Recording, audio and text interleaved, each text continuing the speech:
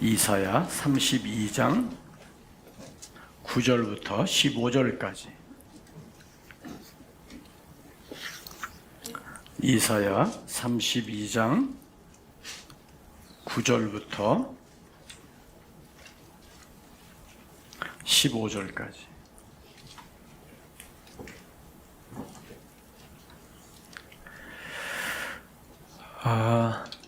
같이 읽으시고 난 뒤에 15절 마지막 절을 두 번을 반복해서 읽도록 하겠습니다. 함께 봅니다. 시작. 너희 안일한 여인들아 일어나 내 목소리를 들을지어다.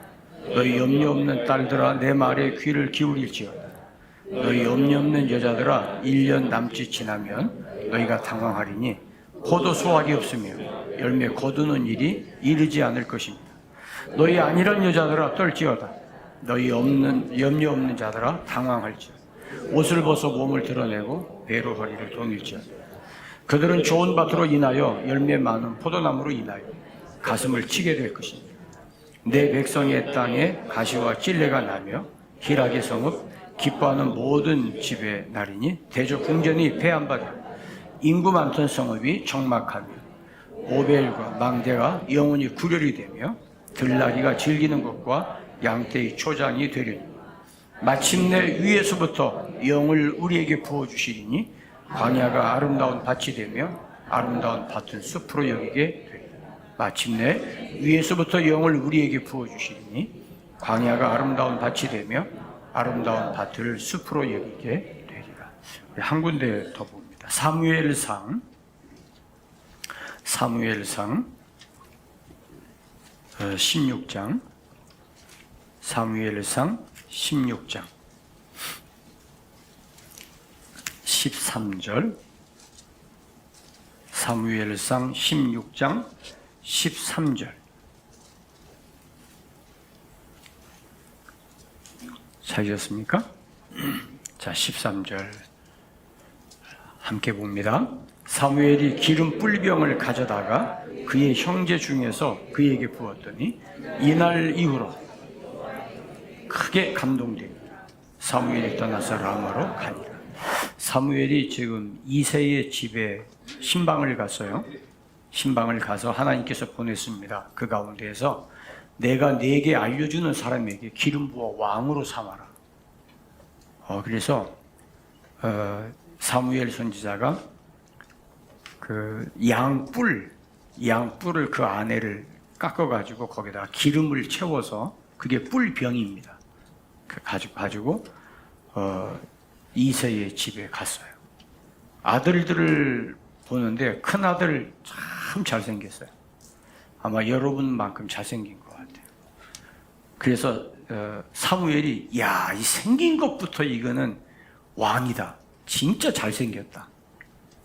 그러니까 아들들이 그렇게 잘생겼으면 그 아버지는 오죽하겠어요? 그래서 기름을 부으려고 그러니까 야야야 아니야. 생긴 거 보고 하지 마. 너는 외모를 보지만 나는 외모를 안 봐. 그게 좀 마음이 씁쓸해요. 둘째가 지나갑니다. 둘째를 보니까 둘째도 형 못지 않아요. 그래서 이 집안은 애들이 더 이렇게 잘생기고 잘났네. 둘째를 기름을 부으려고 그러니까 하나님께서 또 못하게 그래요. 셋째를 봤어요. 셋째도 역시 잘생겼어요. 그러니까 아마 그 집안은 자녀들 8형제가 모두가 다 그렇게 잘생긴 것 같아요. 근데 7명이 다 지나갔는데도 하나님이 아니래요. 그게 또 있냐 그러니까 하나 있대. 있는데 지금 목장에서 양치고 있대요. 부르라고 그랬어요. 그 불렀는데 얼마나 급하게 달려왔는지 얼굴이 벌겋게 상기가 됐어요. 근데 하나님께서 부어라, 얘다. 그래서 기름을 부었어요. 기름을 부을 때 하나님의 영이, 여호와의 영이 크게 감동했다. 그러니까 기름을 부을 때부터 다윗은 하나님의 성령의 감동하심을 받고 살아가게 됐어요. 여러분 이랬으면 좋겠죠. 저도 기름을 담을 만한 뿔은 있어요. 근데 뿔이 너무 커서 거기 기름 다 담으면 한 말은 들어갈 건데 근데 뿌리 기름을 담아 갖고 와서 여러분들 하나씩 다 이렇게 보여줄까 하는 생각했는데 기름이 없어서 못 가지고 왔어요. 만약에 성령이 충만하도록 기름을 부을 수 있다면 얼마나 좋을까. 근데 이 다윗의 생애가 이렇게 기름 붓고 난 뒤에 이후에 블레셋과의 전쟁이 나서 다윗이 아버지 심부름을 갔어요. 형들이 잘 있는지. 그게 가서 보니까 골리앗이라는 놈이 소리를 지르고 하나님을 저주하고 난리가 난 거예요. 조심하라면 조심하지. 왜 교회에서 코로나 바이러스 퍼뜨리냐고 난리를 치는 거예요. 근데 듣다 더 이상 못 참겠어요. 그래서 다윗이 물맷돌 가지고 전 내가 해치우겠다고.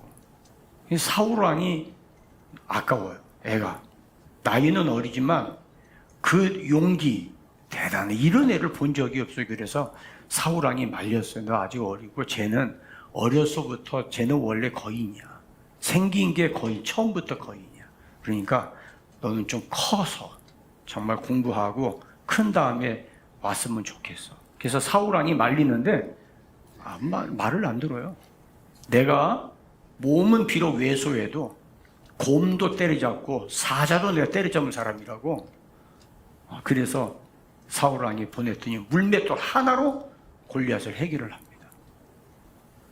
하나님의 영에 크게 감동되었던 다윗의 삶이 염려 없고 걱정 없고 주식에 투자만 하면 쭉쭉 올라가고 사업만 하면 돈 모으고 그랬냐?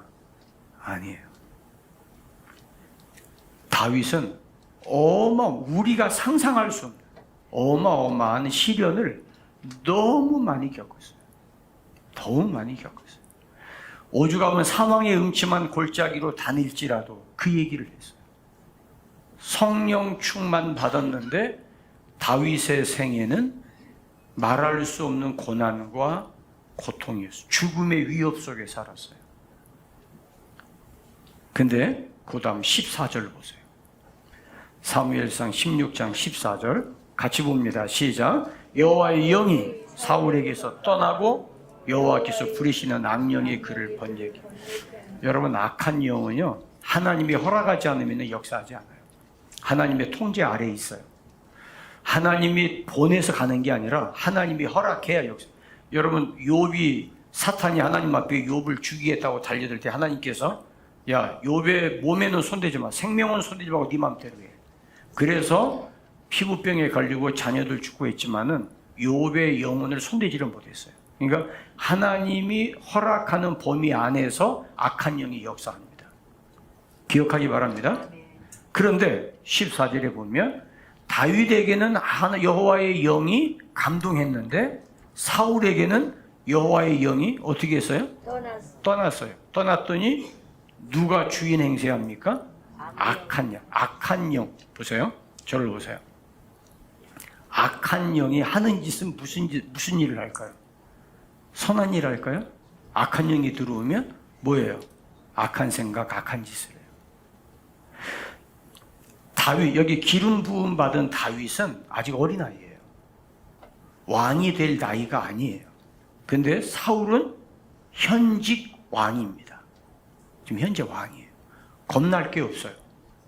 그런데 하나님의 영이 사울을 떠나니까 이때다 싶고 그에게 들어가서 악한 영이 자리를 잡았어요.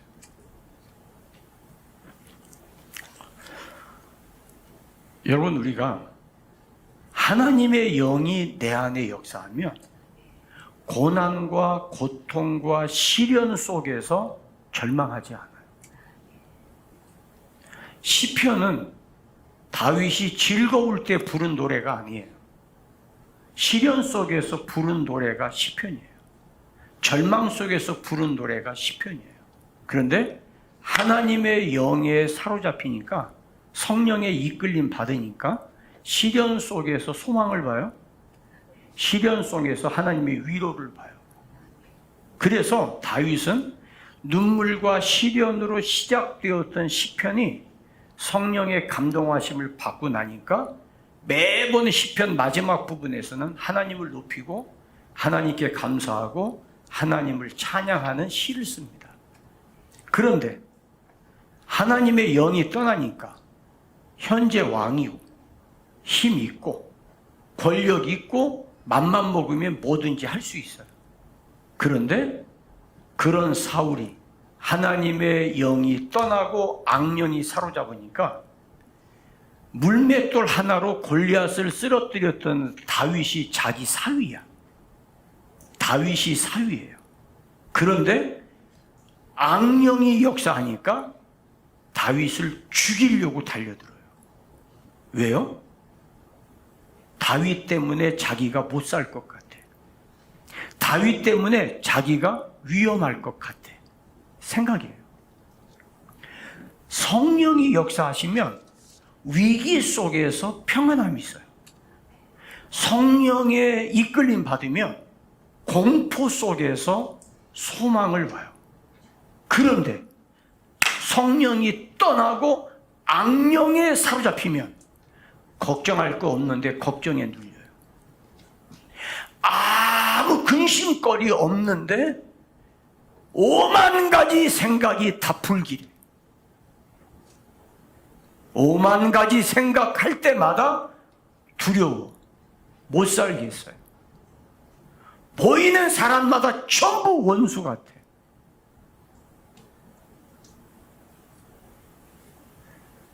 하나님의 영이 내게 역사하면 가난하고 직장도 없고 황폐하고 그래도 너희 자녀가 장래일을 말하고 너희 노인이 꿈을 꾸고 젊은이가 환상을 봐요. 아직 직장이 없어. 아직 대학에 안 갔어. 성령에 충만하면 남들은 염려하고 걱정하는데 나의 몸속이 늘 평안해. 그런데 성령이 떠나면 걱정할 게 하나도 없어요. 모든 사람이 봐도 너도 감사할 것밖에 없잖아. 그런데 성령이 떠나면 불평할 것밖에 없어요. 마음에 안 들어. 겁나. 못마땅해. 사람 보기가 싫어. 만나고 싶지도 않아.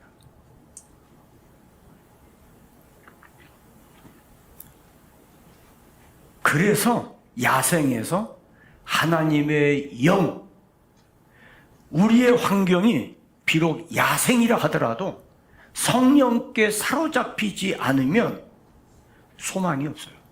끔찍합니다. 하루를 사는 게 끔찍해요. 왜 똑같은 환경인데 누구는 기쁘고 즐겁고 똑같은 환경인데 누구는 노래 부르고 감사하는데 나보다 더 좋은 환경이면서 왜 누구는 원망 불평 못 살겠다고 수면제 모으고 왜 그래? 이유가 뭐예요? 이유가 뭡니까? 뭐 때문입니까? 왜 우리가 왜 교회는 툭하면 심령대 부흥회를 반복하느냐? 왜 툭하면 교회가 성령 충만을 이야기하냐? 그래서 그래요. 성령이 내 안에 나를 이끌어가지 않으면 불안해. 살 수가 없어요. 직장생활 성령과 함께하면 할 일이 태산처럼 쌓여 있어도 눈 하나 깜짝 안 해요. 주님, 할 일 많네요. 나에게 지혜 주세요. 이 안에서 즐거움 주세요. 여러분, 어떤 사람이 강의를 하는데 그 말 하더라고요. 코미디언, 개그맨들이 치매가 없대. 오래 산대. 왜냐하면 남 즐겁게 하고 자기도 즐겁다 보니까 걱정거리가 없다는 거예요. 근데 여러분 아세요? 개그맨만큼 고민 많은 사람이 없어요. 정종철 맞죠? 얼굴 개그맨 중에 제일 못생긴 사람. 못생겨서 미안합니다 했던 친구 있죠. 이 사람이 예수 믿고 나서 그 집사입니다. 예수 믿고 나서 얼마나 마음이 편한지요. 보는 것마다 전부 개그거리래. 보는 것만. 이 사람 요즘에 교회마다 간증하러 다녀요. 옥동자. 진짜 제가 봐도요, 그 사람하고 같이 밥 먹으면 소화가 안 될 것 같아요. 그런데 어디서 그런 아이디어가 나오는지 몰라요. 이 세상이 삭막하고 살 수 없는 삶에서도 성령으로 충만하면 광야에서 길이 보여요. 절망 가운데 꿈이 보입니다. 그런데 성령이 떠나고 나면 모든 조건 다 갖추었는데 살 수가 없어요. 남들이 부러워하는 환경인데 못 살겠어요. 부부가 전혀 문제가 없어. 그런데 못 살겠어요. 이혼해야 되겠어. 이혼할 것밖에는 안 보여. 어떤 사람이 중요 회의에 참석했어요. 근데 갑자기 카톡이 왔어. 회의 중인데 보니까 우리 그만 헤어져요. 자기 아내에게서 온 거예요. 얼굴이 하얘졌어요. 이게 무슨 소리야? 이 사람 왜 이러는 거야? 막 회의가 집중이 안 돼요. 근데 한 10분 있다가 다시 카톡이 왔어요. 여보 미안해, 내가 잘못 보냈어.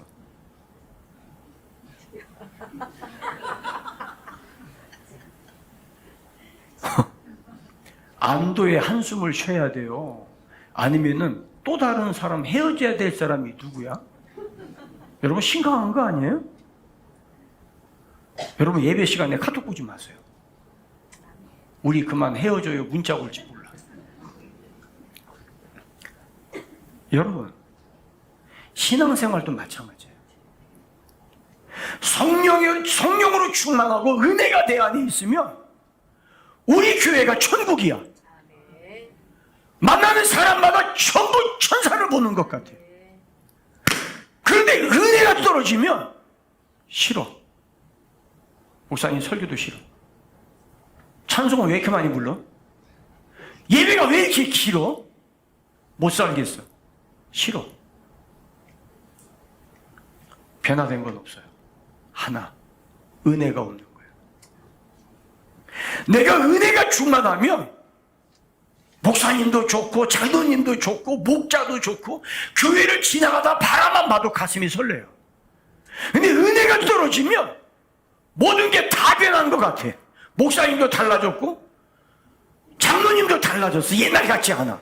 왜 나를 쳐다볼 때 째려와? 싫어. 여기 교회 더 이상 못 다니겠어. 변할 건 없어요. 내가 변한 거지. 은혜가 떨어지면 사막에서 길이 보여요. 아니, 은혜가 충만하면 사막에서 길이 보여. 은혜가 충만하면 황야에서 강이 흐르는 것을 바라보게 되어져요. 장래가 보여요. 꿈을 꾸게 됩니다. 환상이 보여요. 그러나 은혜가 떨어지면 아름다운 숲에 있어도 황량해요. 외롭고 고독한 거예요. 야생. 하나님의 은혜가 아니면 살 수 없는 것이 야생이에요. 야생은 두려움과 위험이 가시덤불처럼 뒤엉켜 있는 죽음의 현장이에요. 야생은 모험하는 곳이 아니에요. 야생은 도전하는 곳이 아니에요. 야생에서는 거친 비바람이 휘몰아치고 언제 어디서든지 예고 없는 죽음이 위협하는 곳이 야생이에요. 거치는 광야예요. 내가 좋아서 들어갔던 직장이고 이 직장에서 내가 꿈을 이룰 줄 알았어요. 근데 은혜가 떨어지고 나니까 도저히 하루도 견딜 수 없는 직장이에요. 혼자의 힘만으로 살아남을 수 있는 가능성이 전혀 없는 곳이 광야입니다. 왜냐하면 죽음의 현장으로 보이기 때문입니다. 은혜가 충만할 때는 주님 이 직장 주셔서 너무 감사합니다. 나로 인해서 우리 직장이 천국이 되게 해주세요. 그러고 들어갔어요. 은혜 떨어지고 나니까 직장이 지옥이야. 직장이 바뀌었어요? 아니요. 내 안에 은혜가 떨어진 거예요. 이사야 선지자가 오늘 본문에서 무서운 경고를 합니다. 아니란 여자, 아니라다는 말이 반복해서 나와요. 아니란 여자들아, 아니란 여자들아, 내 목소리 들어라. 아니란 여자들아, 떨어라. 염려 없이 있는 여자들아, 아무 걱정 없는 여자들아, 당황하고 황당해하고 너희 마음을 졸여라. 이게 무슨 얘기냐면 이게 기분 나쁘게 여자들 차별하느라고 하는 이야기가 아니라 이 말은 성경에서 여자를 두 가지로 이야기해요. 하나는 지혜 있는 여자, 하나는 어리석은 여자. 지혜 있는 여자는 가난한 가정을 일으켜요. 잠을 잘 때에도 내일 먹을 걸 준비하고 잠을 자요. 그리고 남들을 다 잠잘 때에도 호롱불 켜놓고 남편의 옷을 깃고 아이들의 옷을 키워요. 그래서 그런 여자는, 덕 있는 여자는 은쟁반의 금사과처럼 아름다운 말을 해요. 그게 잠언 31장에 지혜 있는 여자입니다. 그런데 어리석은 여자는 자기가 제일인 줄 알아. 내가 누리는 것이 나의 모든 것이고 그게 내 힘인 줄 알아. 그래서 교만해요. 여기 안일하다는 말을 좀 다르게 이야기하면 나태하다, 교만하다, 반대로도 그렇게 쓰여집니다. 염려 없다는 말은, 이 말을, 염려 없다는 말을 그냥 그대로 직역하면 믿음이 있다, 확신이 있다, 그 말이에요. 얼마나 좋아요? 문제는 뿌리가 없어요.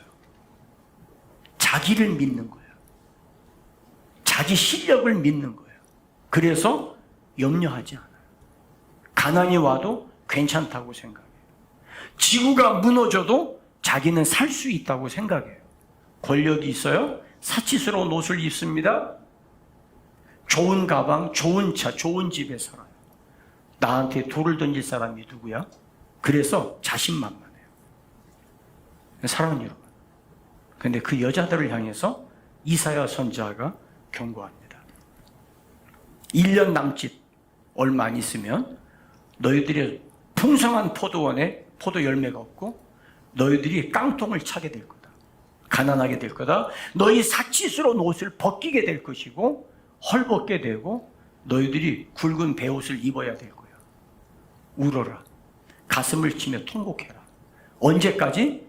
하나님의 위에서부터 영을 부어줄 때까지.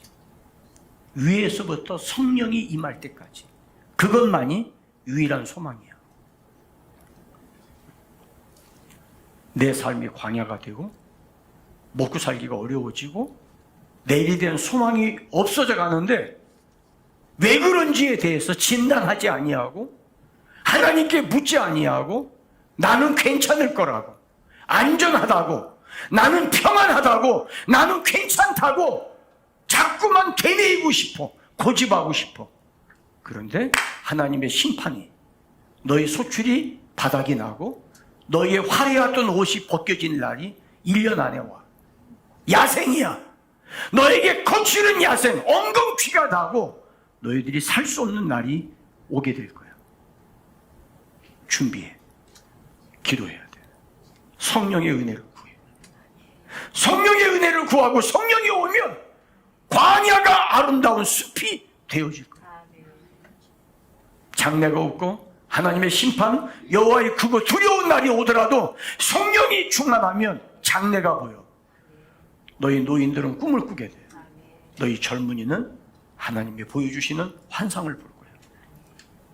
욥기서 12장 5절에 평안한 자의 마음, 여기 욥기서 12장 5절에서 평안하다는 말은 이사야 32장에서 안일하다는 말과 같은 단어예요. 평안한 자의 마음은 재앙을 멸시한다. 하나님의 경고를 멸시해요. 나는 괜찮다고 생각해요. 사랑하는 여러분, 제가 목회하면서 성도들의 신앙을 면밀히 검토하고 생각해보고 연구해본 결과 은혜 받고 힘을 얻었어요. 그래서 너무 좋아. 교회가 너무 좋고 예배마다 감동이 있어. 찬송만 불러도 눈물이 나. 너무 좋아. 그래서 세상에 나가서 공부하고 군대 가고 직장 생활하고 사업을 할 때 힘이 났어요. 그런데 내가 직장에 충실하고 사업에 충실해서 점점 더 깊게 들어가는 사이에 예배마다 내게 주시던 하나님의 은혜를 사모하던 내가 어느덧 나도 모르는 사이에 직장에 사업에 몰두하기 시작하면서 내 영혼이 하나님의 은혜에 대한 갈망이 식어지고 있었다는 걸 눈치를 못 챘어요.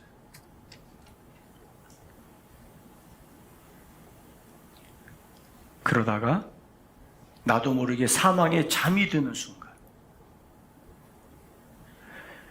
그 나라와 그 일을 구하던 내가 내 삶에 함몰되어서 찬송만 불러도 의외롭고 감동했던 내 모습이 찬송이 맛이 없어. 찬송을 길게 부르는 게 싫어져. 예배 시간이 왜 이렇게 긴 거야? 목사님 설교가 오늘 또 길어지네? 옛날에 생각해보지도 않았던 생각이 나도 모르게 자리를 잡아요.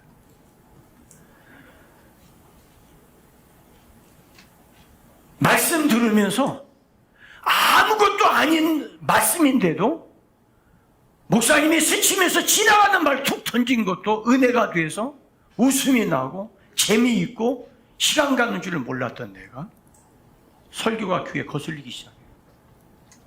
예배에 집중해야 한다. 나도 모르게 내 영혼에 가시와 엉겅퀴가 덮이고 있다는 걸 몰랐어.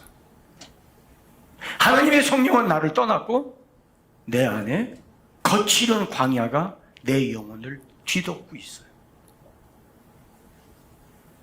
그래서 무너지더라. 그런데 경고해도 귀에 안 들어와. 경고했는데도 그 이야기가 내 이야기로 안 들려요. 까칠하게 들려. 싫어.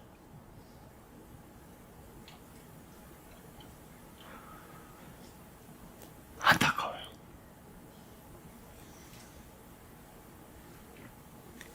하나님의 은혜가 내 안에 충만하면 가난 속에서도 기뻐했어. 하나님의 은혜가 내 안에 성령으로 충만하면 몸이 아파도 찬송 불렀어. 감사했어. 그런데 내가 삶에 집중하지 않는 거 아니야. 내가 딴짓하는 거 아니야. 열심히 직장 생활하고 열심히 사업에 나름대로 잘하고 있어. 그런데 이전에는 하나님의 은혜를 의지하고 뭔가 하나 결정할 때도 주여 도와주세요 기도했고, 주님 내가 이런 계획을 하는데 주님 간섭해 주세요 기도하면서 결정했던 거 하다가 어느덧 기도하지 아니하고 그동안 내가 해왔던 대로 선택하고 결정하고 그러고 나가는 사이에 하나님으로부터 멀어지기 시작하며 내 영혼이 황폐해지기 시작하고 있다는 것을 눈치채지 못해요.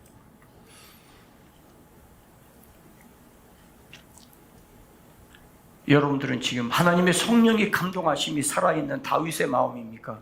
아니면 하나님의 영이 떠나고 악령이 내 안에 자리 잡고 있는 사울의 마음입니까? 감사. 살아있습니까? 비판할 것만 보입니까? 마음이 편치 않습니까? 왠지 모르게 꼬투리가 잡고 싶고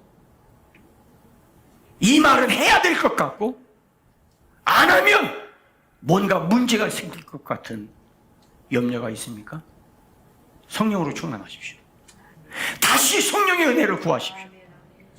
다시 하나님의 영에 사로잡히십시오. 하나님의 성령이 여러분들을 다시 황폐한 땅에서 길을 보여줄 것이고 메마른 땅에 강을 낼 것입니다. 내가 오늘 이 말씀을 치우쳐서 듣지 아니하고 여전히 내 위치를 고집하고 터덜터덜 그 길을 걸어가다가 어느 한순간에 나도 모르는 사이에 악령에 붙들릴 수도 있습니다. 소돔성 안에 내일이면 불로 심판할 텐데 천사가 롯을 찾아왔어요. 빨리 떠나라. 하나님이 심판하신다. 그래서 두 딸을 데리고 나가면서 사위를 찾아갔어요. 여보게 천사가 와서 하나님이 이 성을 오늘 밤에 불로 심판하시네. 빨리 나가서. 그 사위가 농담으로 여겼어요. 왜? 이게 재미있는 세상. 맘만 먹으면 못할 게 없는 이 아름다운 소돔성. 모든 사람들이 꿈으로 여기는 이 좋은 곳 하나님이 불러 심판한다고? 말도 안 되네. 예수 믿는 것들은 항상 뜬금없는 이야기를 해. 재수없어. 하나님께서 불러 심판했어요. 사랑하는 여러분, 화려한 옷, 귀부인처럼 생각하고 행동하며 자신의 비천함을 감추었던 안일한 여자들, 가슴을 치고 통곡할 날이 온다. 빨리 회개해라. 하나님의 영은 모든 존재의 근본이세요. 15절에 말씀합니다. 마침내 위에서부터 영을 우리에게 부어주시니 광야가 아름다운 밭이 되며 아름다운 밭은 숲으로 여겨지게 되리라. 하나님께서 천지를 창조하실 때 아무것도 없었어요. 근데 하나님의 영이 무에서 유를 창조했어요. 하나님께서 사람을 흙으로 빚으셨어요. 그리고 그 코에다가 하나님이 생기를 불어넣었어요. 하나님의 호흡, 하나님의 숨결이 흙으로 만드는 작품 안에 들어가니까 생명이 되었다고 기록되어 있어요. 저와 여러분에게서 하나님의 영이 떠나면 노아 시대의 심판의 대상이에요. 하나님의 숨결이 내 안에 들어와. 호흡할 때마다 성령으로 호흡하고, 공부할 때에 성령으로 공부하고. 하나님, 오늘 수학 문제가 너무 어렵네요. 저는 수학하고 재미가 없나 봐요. 근데 하나님 이거 풀어야 되거든요. 지혜 주세요. 수학이 재미있게 해주세요. 공부하면서 쫑을쫑을 대세요. 옆에 있는 미쳤다고 하든지 말든지.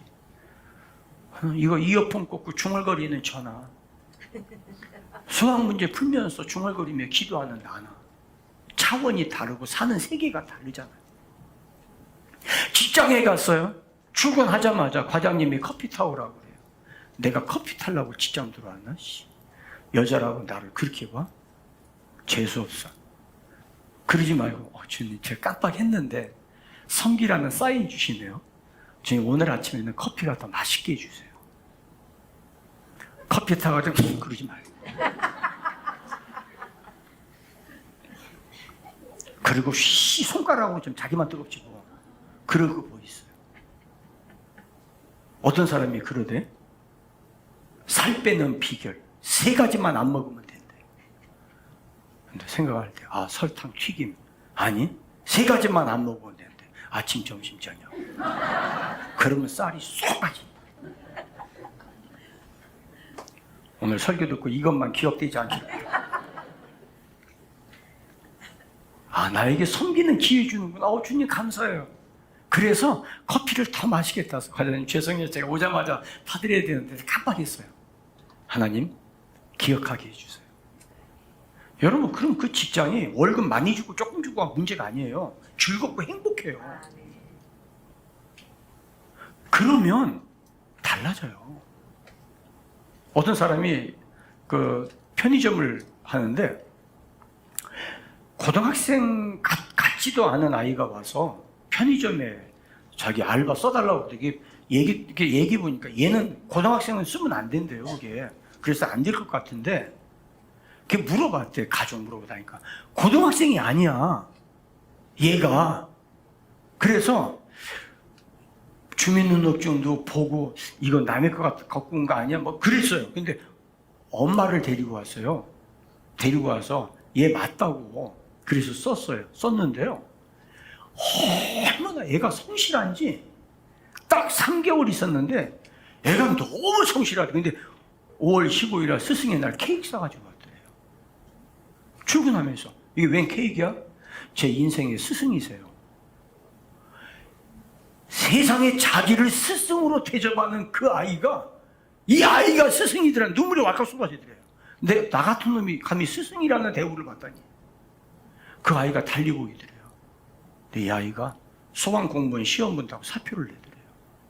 그런데 정말 그래, 넌 할 수 있을 거야. 근데 네가 우리 여기 더 있으면 좋겠는데 네가 더 좋게 하기 위해서 시험 보러 간다니까. 그래, 시험 잘 봐. 축복해 줬다고 그러더라고요. 성령과 함께하면 남들이 볼 때 척박한 환경도 축복으로 바뀌어요. 아멘입니까? 하나님의 성령이 내 모든 존재의 근본이에요.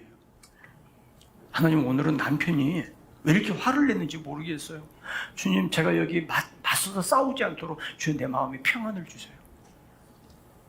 순간순간마다 성령을 의지하고 성령의 도우심.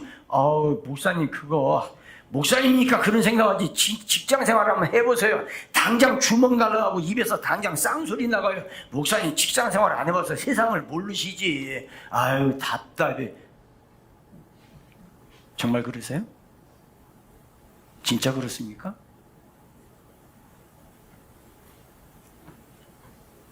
은혜 떨어진 거 아니에요? 정밀검사 해볼까요? 믿음이 식은 거 아니에요? 전에는 그보다 더 어려웠잖아요. 전에는 지금보다 더 힘들었잖아요. 다들 보면 그래. IMF는 아무것도 아니야. 진짜 이거 이 세상 갈아엎든지 해야지. 이게 진짜 막 이가 갈리고 세상에 도저히 살 수가 없다고. 목사님, 이거 정말 못 살겠다고 진짜 그러는데, 못 살겠다고 하는데요, 핸드백은 명품 갖고 다녀. 도저히 수입이 없어서 못 살겠다고 하는데 차 바꿨어. 못 살겠다고 하는데 좋은 옷 입어. 세탁기가 바뀌었네. 냉장고도 바뀌고. 못 살겠다고 그러는데 집안은 점점 더 괜찮아져요. 이유가 왜 그래요? 광야에서 하나님이 나를 기르세요. 느헤미야 9장 찾아보세요. 느헤미야 9장입니다.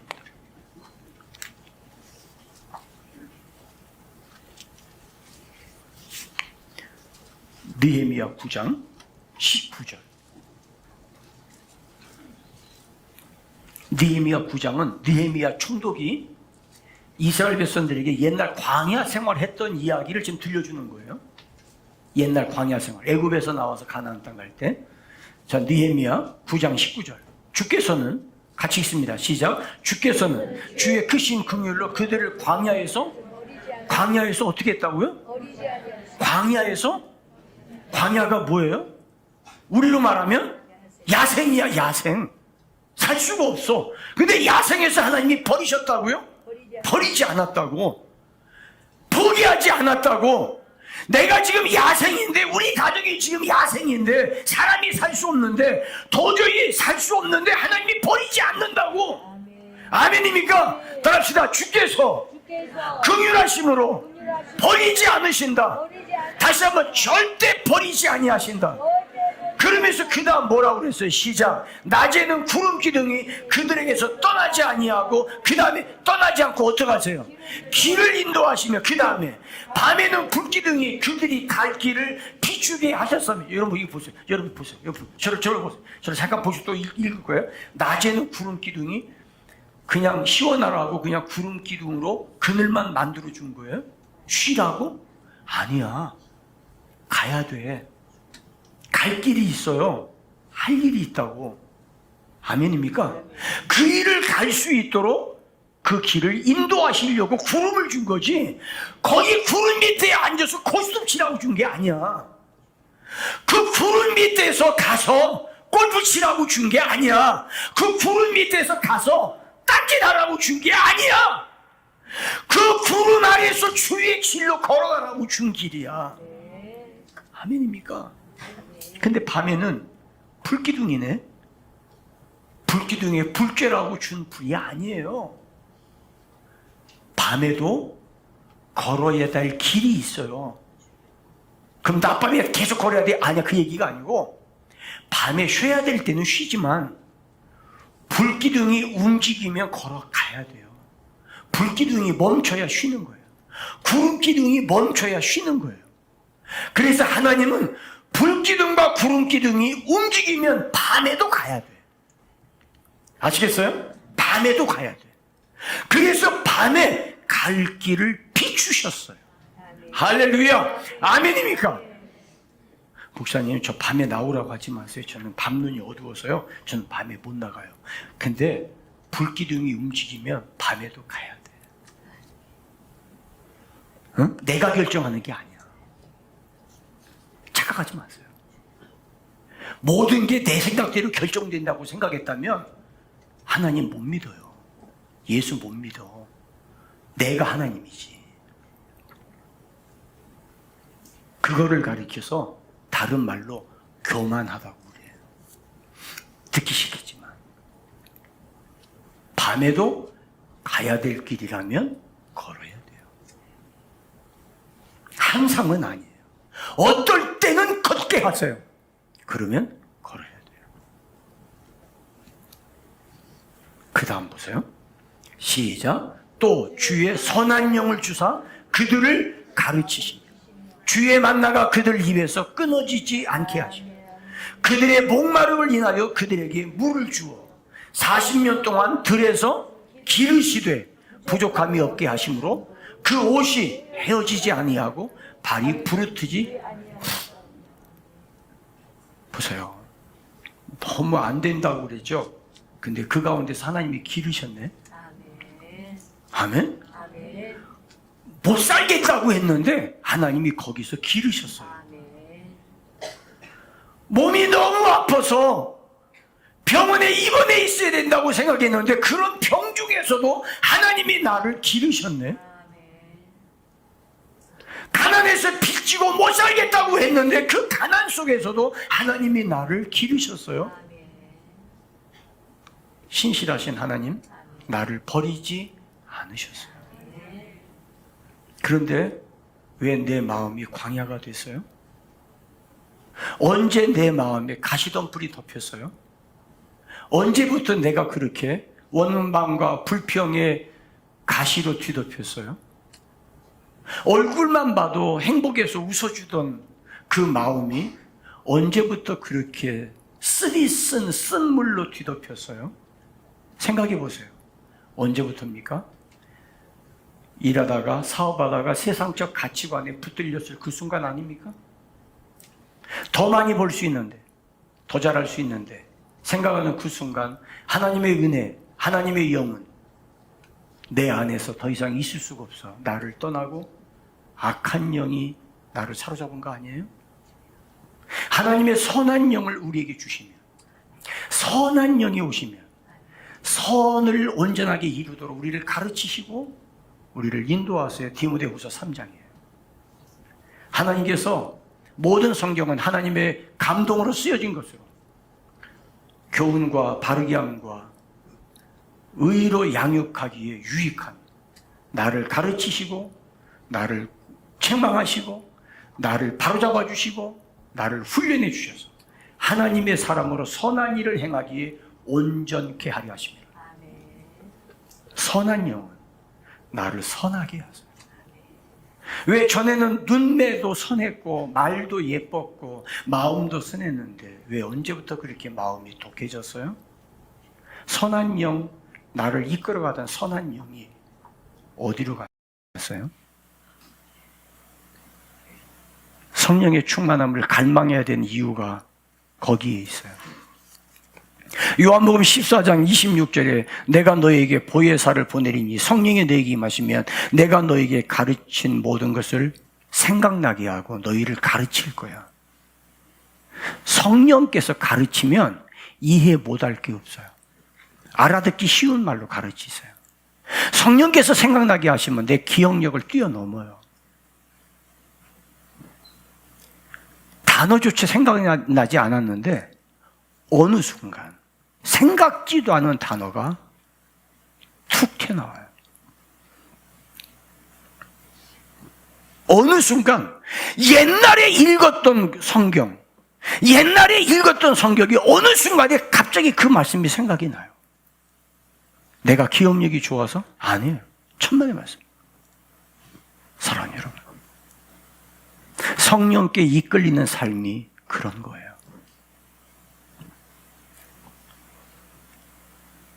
다른 사람의 실수만 생각하고 안 된 것만 생각하지 말고 선한 것을 생각하기를 주의 이름으로 축원합니다. 따라하시겠습니다. 주여, 선한 영을 나에게 충만케 하사 광야가 아름다운 밭이 되게 하소서. 할렐루야. 여러분들의 가정이, 여러분들의 남편이, 여러분들의 아내가, 여러분들의 가족이, 여러분들의 직장이 선한 하나님의 영이 나를 사로잡으면 여러분 꿈이 있어요. 비전이 있어요. 포기할 게 아니라 거기에 희망찬 노래가 우리 입에서 솟구쳐 나와요. 하나님의 영으로 충만하면 감당할 수 없는 것을 감당하는 힘을 북돋우세요. 스가랴 4장 6절에 이는 힘으로 되지 아니하고 능으로 되지 아니하나 오직 나의 신으로 되느니라. 시편 143편 10절 주는 나의 하나님이시니 나를 가르쳐 주의 뜻을 행하게 하소서. 에스겔서 36장 26절로 27절에 내가 내 영을 너희 속에 두어 굳은 마음을 제거하고 새 마음을 줄 것이며 너희들에게 부드러운 마음을 주겠다. 그리고 내 율례를 지켜 행하게 하리라. 여러분 이 말씀, 저는 이 말씀이 이상하게 더 맛있더라고요. 신앙생활 잘 하다가 언제부터인지 모르게 내 마음이 굳어졌어요. 감사도 없어지고 내 마음에 단단한 돌처럼 굳어졌어요. 나도 내가 왜 이런지 언제부터 이런지 나도 모르겠어. 그런데 하나님의 성령이 내게 역사하시면 굳은 마음을 제거하고 부드러운 마음을 줄 것이며, 아멘. 부드러운 마음을 주면은요, 누가 까칠한 얘기해도 시 웃어줘. 뭐 속상한 게 있었어? 그런데 목사라도 성령의 은혜가 식어지면 아무것도 아닌 이야기가 서운해져요. 섭섭해져요.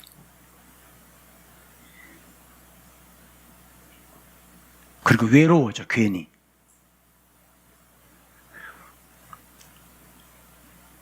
여러분들 부부싸움 할 때 그런 것 때문에 싸우지 않아요? 아무것도 아닌 거 가지고. 아니, 나 오늘따라 왜 이렇게 까칠해? 무슨 일이 있었어? 매 순간순간 성령의 은혜가 내 안에 충만하면 굳은 마음은 제거되어지고 부드러워져요. 옆 사람 굳은 눈으로 바라보지 말고 한없이 솜털처럼 부드럽고 아이스크림처럼 달콤하게 한번 옆 사람 쳐다보세요. 그래, 바로 이거야. 바로 이거. 아까 교회 올 때 신호등에서 신호 안 지킨다고 그렇게 야단하더니 바로 이거야, 이거. 여러분, 성령으로 충만한 우리 마음이 되기를 주의 이름으로 축원해요. 민수기 11장, 여기는 같이 읽어봤으면 좋겠어요. 민수기 11장입니다.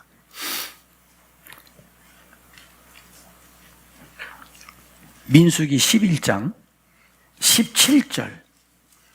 민수기 11장 17절.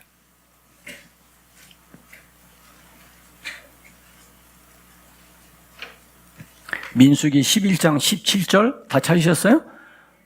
같이 보겠습니다. 시작. 내게 임한 영을 그들이 너와 함께 백성의 짐을 담당하고 너 혼자 담당하지.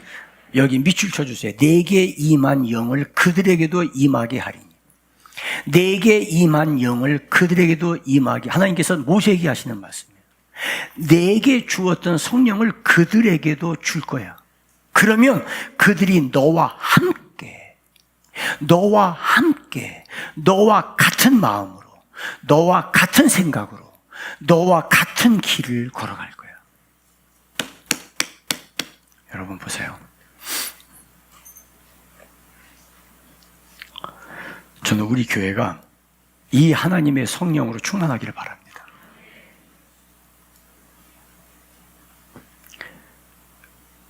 담임 목사에게 주셨던 하나님의 성령이 담임 목사에게 주셨던 하나님의 비전을 담임 목사를 통해 선포하게 했던 하나님의 말씀을 같은 성령으로 장로님들에게 같은 성령으로 역사하면 그 말씀을 들을 때 맞아 우리 교회가 가야 될 길이야, 맞아 이거 해야 돼. 성도들이 그 말씀을 들으면서 주여 그날이 빨리 오기를 원합니다. 같이 기도하고 어떻게 하면 내가 저 일을 감당할 수 있지? 근데 저 일을 하기 위해서 나는 무엇을 하면 되지? 성령이 그 생각을 하게 하세요. 그런데 같은 성령이 역사하지 않으면 왜 또 목사님 또 일 저질러 그러나? 저 골치 아프겠는데? 저거 돈 들어가는 일인데 저 누가 하지? 목사님 왜 그러셔? 왜 일만 자꾸 저질러? 이렇게 돼요. 여러분 울릉도 우리 선교팀들 가는데 이 교회에 가서 짧은 시간 섬기고 오는 건 하나님이 기뻐하시는 일이다, 하나님께서 원하시는 일이다 확신이 오더라고요. 그래서 제가 그랬어요. 돈 걱정하지 마라. 하나님께서 충분하게 채우신다. 절대 돈 걱정하지 마라. 여러분 이번에 1,000만 원 넘게 돈이 들어갔는데 얼마나 좋으면 음악이 다 나오잖아요. 돈이 남았어요. 많이 남은 건 아닌데 넉넉하게 쓰고 남았어요. 여러분 지금 코로나 바이러스고 사업도 제대로 되지 않고 지금 다들 꽁꽁 묶였어요. 그런데 울릉도에 가서 3박 4일이 있다 오는데 돈이 그렇게 많이 들어갈 줄은 몰라요. 처음에는 너무 많이 나오는데 성도들이 너무 많이 하는데 생각했어요. 근데 지나놓고 보니까 그 돈 딱 들어가고 조금 남았어요. 하나님이 미리 하셨구나.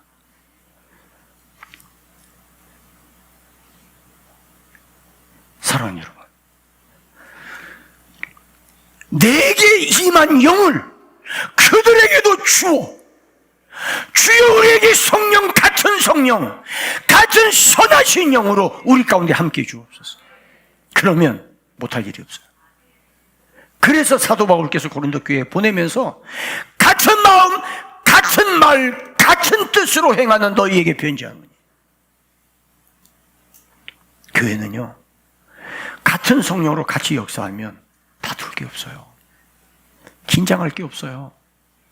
목사님이 기도하면서 이 말씀을 선포하는데 그러면 어떻게 이루어야지? 우리가 어떻게 함께 해야지? 주님, 목사님에게 감동 주셨던 그 성령님 나에게도 주셔서 어떻게 함께 이 길을 갈 수 있는지 은혜 주시옵소서. 기도하게 되어지고 그 기도하면 하나님께서 깨닫게 하시고 감당할 수 있는 은혜를 주세요. 아멘입니까? 같은 하나님이 같이 역사하게 하세요.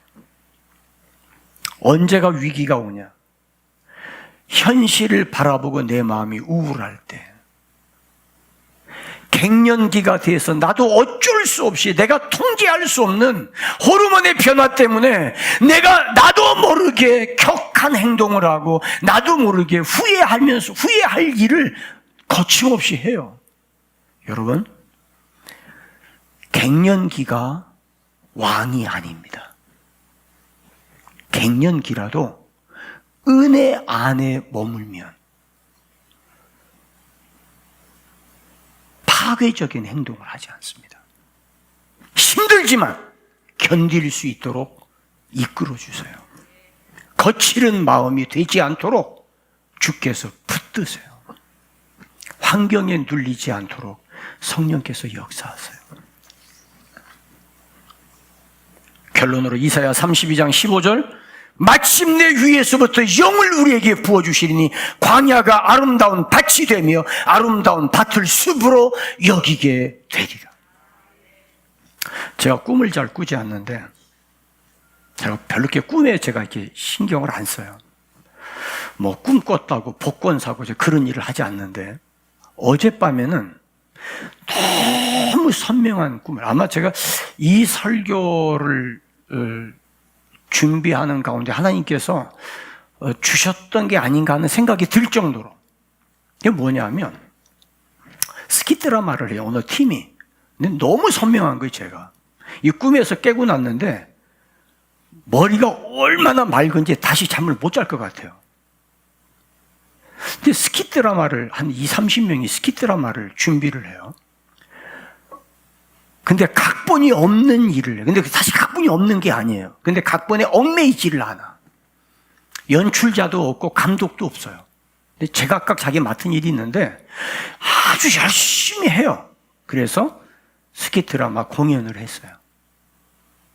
끝나고 난 뒤에 평가해야 하는 거예요. 지금 앉아서 꿈에.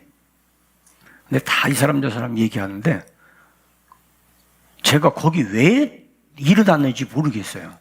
일어나서 제가 그런 이야기를 해요. 나는 지금까지 우리 팀이 스킷 드라마를 여러 편을 공연하는 걸 내가 봤는데 볼 때마다 풀리지 않는 수수께끼가 있다. 이 각본 누가 썼냐? 아무도 몰라요. 누가 감독이냐? 아무도 없어. 주인공이 누구냐? 주인공도 없어요. 다 똑같아. 연출자도 없어. 그런데 이 공연이 끝나고 나면 참여했던 사람들이 모두가 다 행복해하고 모두가 다 참여했던 사람들과 관객들까지 10년, 20년 동안 울림이 있다. 나 그 이유를 모르겠다. 왜 그러냐? 이유가 뭐냐? 왜 우리는 이 공연을 끝나고 나서 마음이 뿌듯함이 있고 행복감이 좋고 그게 한 번으로 끝나는 게 아니라 여기서 끝나고 마는 게 아니라 감동이 물결치로 확 치고 지나가는 게 아니라 10년, 20년 동안에 그 흥분이 가라앉지를 않아. 이유가 뭐냐? 나 그 이유를 모르겠다. 그렇다고 해서 드라마 내용이 좋은 것도 아니고 그렇다고 해서 누가 그냥 나서서 여우주연상 받을 거 나무주연상 받을 것처럼 허시처럼 연출하는 것도 아니고 그냥 다 그래. 근데 거기에 그 20, 30명이 아니고 그들 가운데 어떤 사람은 말 한마디도 안 했어. 그냥 이렇게 구경한 거예요. 그리고 가끔 웃다가 그랬어요. 어떻게 보면 만약에 드라마로 친다면 각본으로 친다면 관객 1, 관객 2, 지나가던 나그네 1, 2. 어떤 사람은 이렇게 보면서 비웃어요. 왜 거기서 그렇게 하냐고. 그거 아니지 않냐고. 그리고 시비 거는 사람도 있어요. 근데 나중에 보니까 그 사람도 연출자야. 모두가 다 하나 되어서 작품을 완성도를 높인 거예요. 근데 질문하는 거예요. 아니, 그런데도 왜 우리 안에 울림이 있냐? 왜 우리 안에 오랜 감동이 있냐? 근데 그때 제 안에 들려오는 음성이에요. 이게 교회야. 이게 교회야.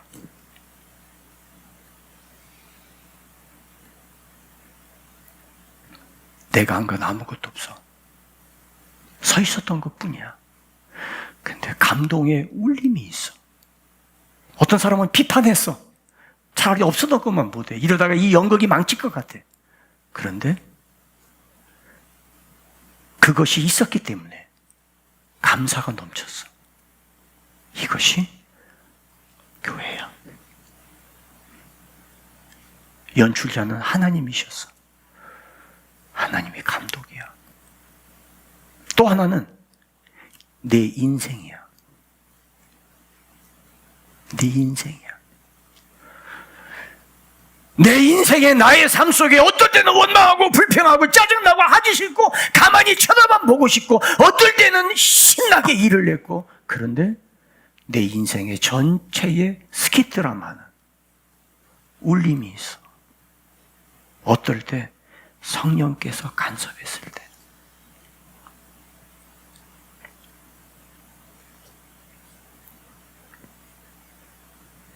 혼자 바둥거리지 마세요. 선하신 성령에 의지하세요. 성령 충만을 구하세요. 방법이 없어요. 방법이 없어요. 돈 많이 벌고 조금 버는 거는 별 차이 없어요. 가난해도 선한 영으로 충만하면 기쁨이 있어요. 풍요로워도 은혜가 떨어지면 불안하고 두렵고 내일이 걱정이 돼요. 원망하고 불평하고 하나님이 연출하세요. 쓸모없다고 건축자가 버린 돌멩이를 하나님은 가져다가 머릿돌로 삼으신다고 성경은 기록하고 있어요. 포기하지 마세요. 아직 안 끝났어요. 내 인생의 스키 드라마, 대전 세종안교회를 통해서 펼쳐지는 스키 드라마가 10년, 20년, 50년, 100년 동안에 울림이 크게 가는 하나님의 흔적을 남기기를 주의 이름으로 축원합니다. 야생, 그리고 하나님의 영, 주여 나에게 선한 영으로 충만케 하시옵소서. 여러분들의 가정이 새로워지고 내 인생의 방향이 새로워져요. 아멘입니까? 우리 찬송 부릅니다.